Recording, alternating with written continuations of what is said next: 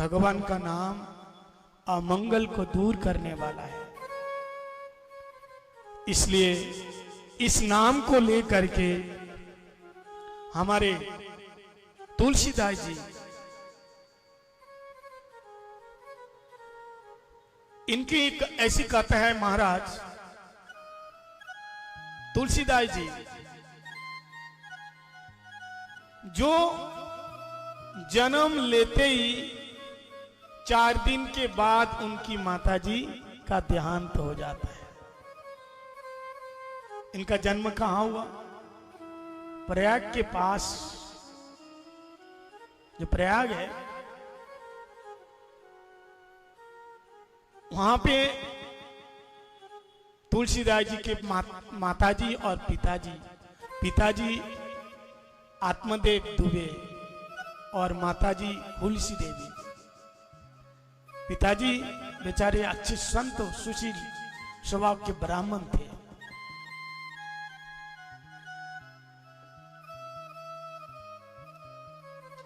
और 12 महीने के बाद एक पुत्र का जन्म हुआ। 12 महीने तक मां के पेट में रहे तुलसीदास जी।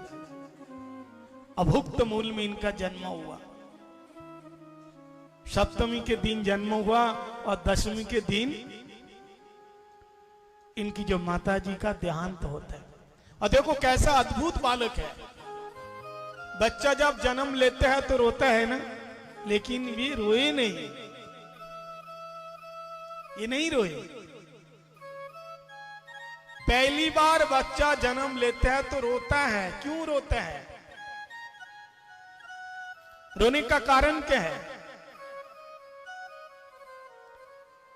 पुनरपि जननम पुनरपि मरणम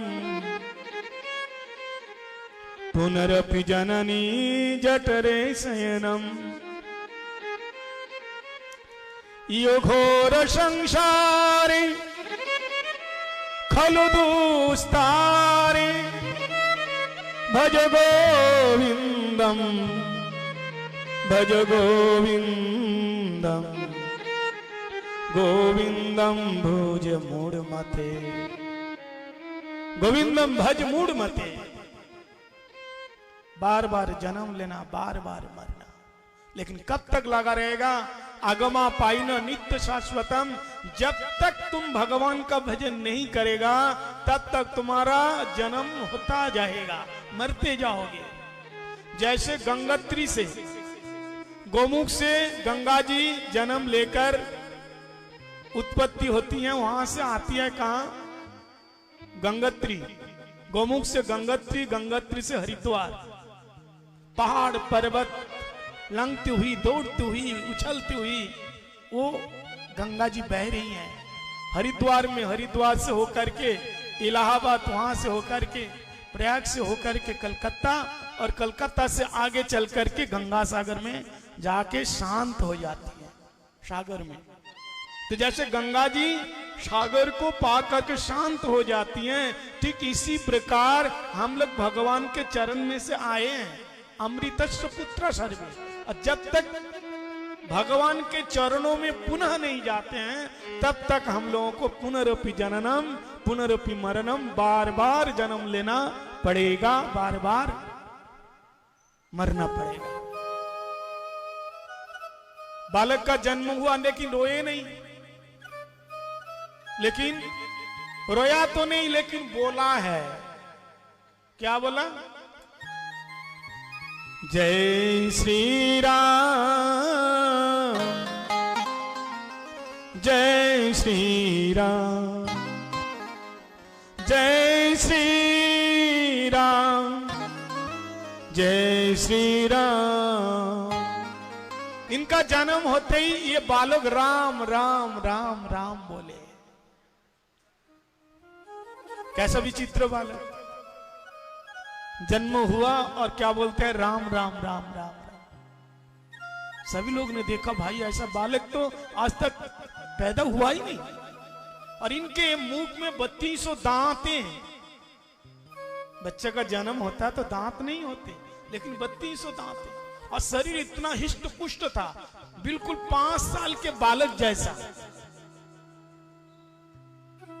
बिल्कुल 5 साल का बालक जैसे।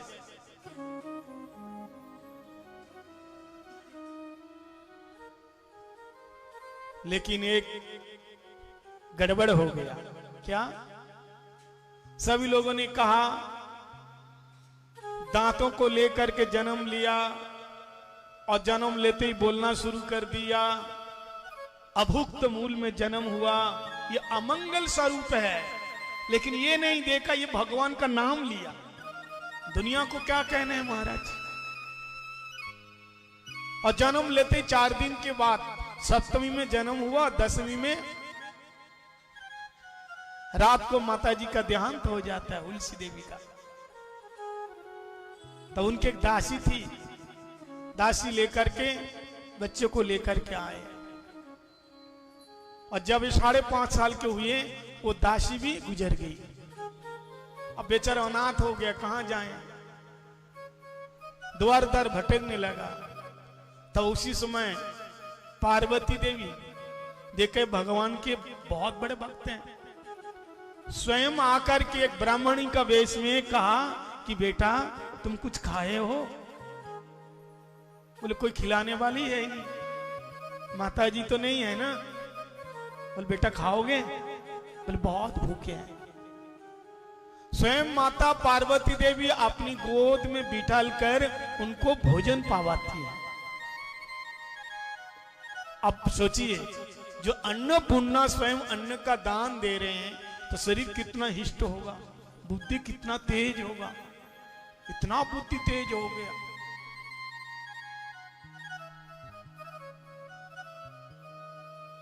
शंकर जी ने एक संतों को प्रेरणा दी। उस संत का नाम अनंतानंद, उनका एक शिष्य था नरहरियानंद। नरहरियानंद आए और तुलसीदास जी को देखा, छोटा सा बालक, बड़ा, उसमें उनका नाम तुलसीदास जी नहीं था, बड़ा सुंदर तेजस्वी वाला, तेजमय शरीर। उनको कहा बेटा हमारे साथ जाओगे? बोले कहां? अयोध्या में रहते थे तुलसीदास जी उस समय। बोले काशी में, पढ़ोगे? बोले हाँ क्यों नहीं। तो उनको साथ लेकर के काशी में आए और गुरु नरहरियानंद के पास में उन्होंने 15 साल तक रह करके वेद, वेदांत, उपनिषद और रामचरितमानस, राम कथा का उन्होंने अध्ययन किया। और फिर जगह जगह राम कथा सुनाने लग गए। 15 साल के बाद अपने गांव में आए। गांव का नाम राजापुर, प्रयाग के बगल में, वहां पे आए और एक बहुत सुंदर ब्राह्मणी को, ब्राह्मण कुमारी को देखकर उन्होंने ब्याह किया। पत्नी से बड़ा प्रेम, क्योंकि बचपन में प्यार मिला ही नहीं।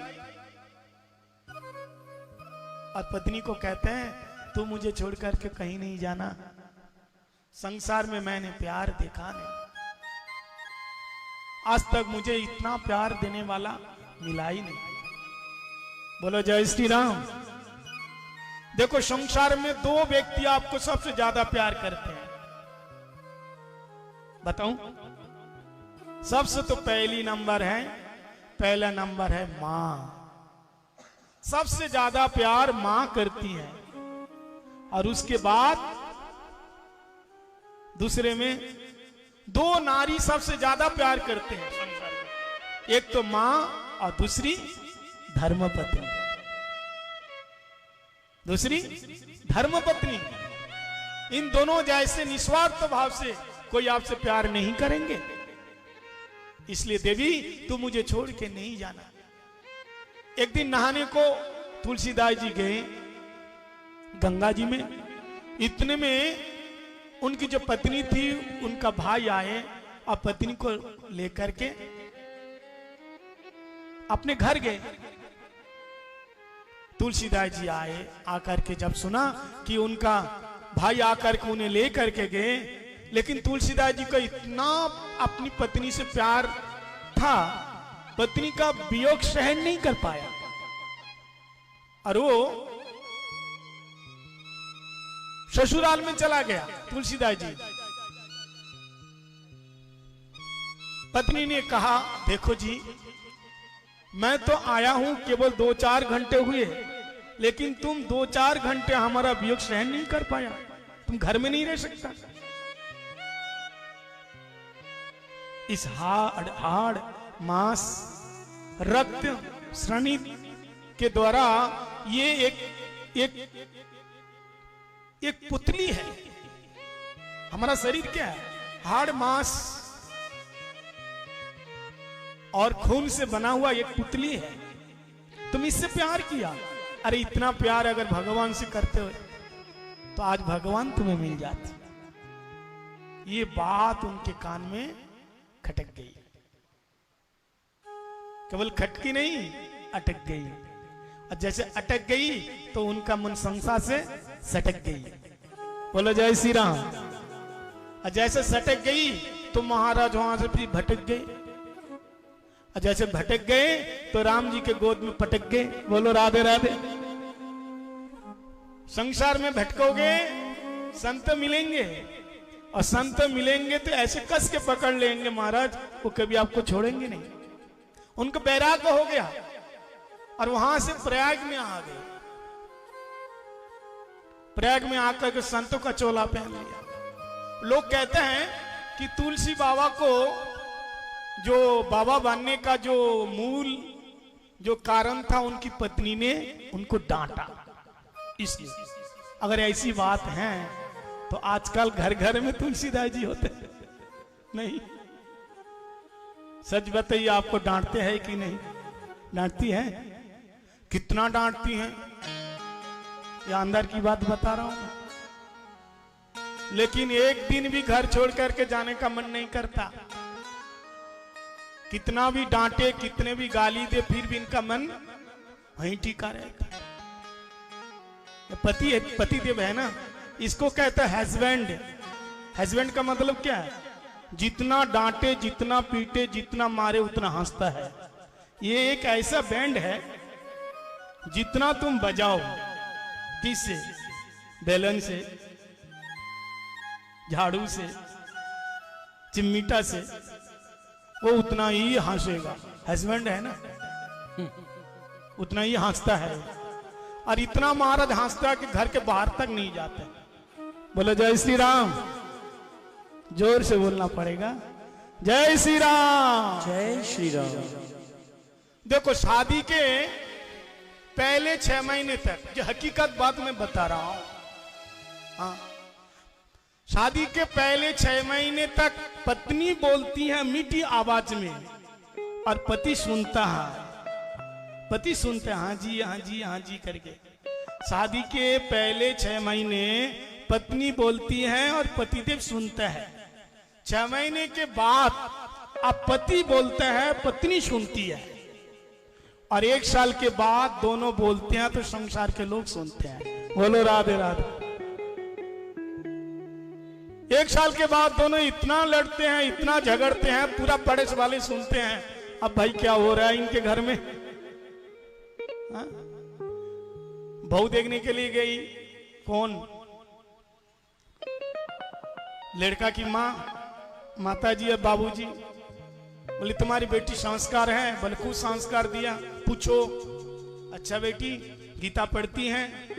बोले हाँ पूरा कंठस्थ है। अच्छा ठीक है ठीक है। तो तुम माँ जो श्रीमद् भागवतम पढ़ती हो? बोले ये भी पढ़ती हूँ। अच्छा रामायण? बोले हाँ ये भी पढ़ती हूँ। तो लड़की ने कहा कि बाबूजी और माताजी आप यहाँ गीता भी सुन लीजिए, रामायण भी सुन लीजिए और श्रीमद् भागवत भी सुन लीजिए, और जब आपके घर में आऊंगी ना तो वहां महाभारत भी सुना देंगे। बोलो राधे राधे। महाभारत उधर ही सुनाएंगे क्या? महाभारत बहुत बड़ा है ना। तो कहता हमारी बेटी बहुत संस्कारी है। और संस्कारी कहां से होगी? एक सास कह रही है बहू से, तुम्हारे माता पिता संस्कार दिया ही नहीं, तो बहुत पढ़ी लिखी थी, पढ़ी लिखी है। देखो पहले एक जमाना था कि जो सास लोग होती थी ना, तो वो बहुओं को दबा के रखती थी, लेकिन अब ये बात नहीं रही, क्योंकि आजकल की जो बहुएं पढ़ी लिखी है। बोले अरे तुम संस्कार घर से नहीं लाई, तुम्हारे माँ बाबूजी संस्कार दिया ही नहीं। बोले संस्कार की बात करते हो तुमने जो लिस्ट दिया था दहेज के, उसके सबसे पहले कार, टीवी, अलमारी, फ्रिज, ये वो दुनिया भर के सब लिखा, कम से कम 1 करोड़ के सामान लिखा। उसके बीच में संस्कार नाम तो नहीं, संस्कार तो नहीं लिखा हुआ था। संस्कार तो लिखा हुआ नहीं, तो संस्कार तो मैं माई को छोड़ के आई हूं, अब बाकी सारे सामान लेके आई। अब संस्कार की बात करते हो तुम लोग। इसलिए एक बात ध्यान रखना, अगर लड़का को शादी देना है तो दहेज नहीं, संस्कार चाहिए। क्या चाहिए? संस्कार चाहिए। आजकल लड़के के जन्मदिन में क्या देता है? कार देता है। अरे कार दोगे तो बिगड़ सकते हैं, एक्सीडेंट हो भी सकते हैं, लेकिन संस्कार दोगे तो कभी नहीं बिगड़ेगा। सब कुछ दे देते हैं लेकिन संस्कार नहीं देते हैं। अगर माता पिता अपने बेटे को संस्कार नहीं दिया तो वो तुम्हारे अंतिम संस्कार में कभी खड़ा नहीं होगा, वो तुम्हारे पास नहीं रहेगा, दूर खड़ा रहेगा, क्योंकि तुमने संस्कार नहीं दिया। देखो इतनी राम कथा होती है, कृष्ण कथा होती है, लेकिन इसका मूल क्या है? संस्कृति को जगाना है, संस्कार को बढ़ाना है। लेकिन कहां हमारा संस्कार, कहां है संस्कृति? राम क्या है? मर्यादा पुरुषोत्तम है, उन्होंने मर्यादा दिखाया।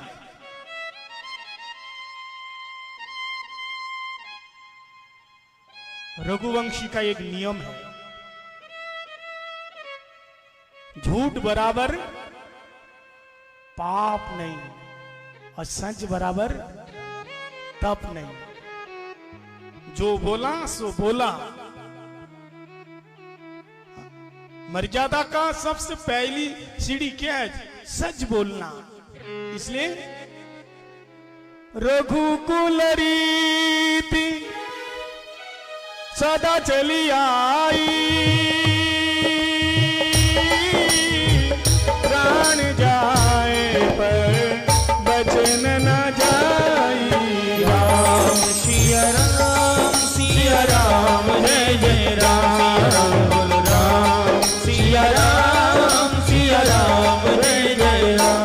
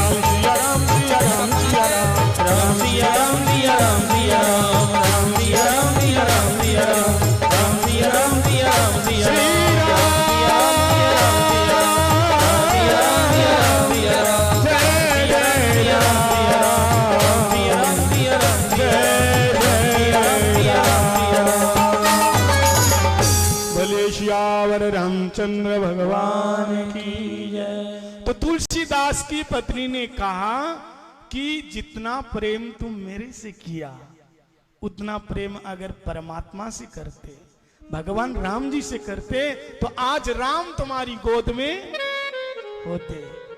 देखिए एक बात ध्यान रखना, प्यार सभी से करो। पत्नी से प्यार करना, बच्चों से प्यार करना, ये गलत बात नहीं है। प्यार सभी से करो, मोहब्बत सभी से करो, लेकिन अपना जो मन है ना, वो किसी को नहीं देना। बोलो जय श्री राम। मन को किसी को नहीं देना। मन किसको देने का? किसको देने का? भगवान ने कहा मन मना भव मद भक्ता मज्जाजी माम नमस्कुरुहु। तेरा जब मन है ना, तू मेरे को दे और किसी को नहीं देना। मन को किसको देना? भगवान को देना है। लेकिन हम लोगों की आदत क्या है? हम लोग मन तो संसार में दे चुके हैं और पदार्थ भगवान को देते हैं।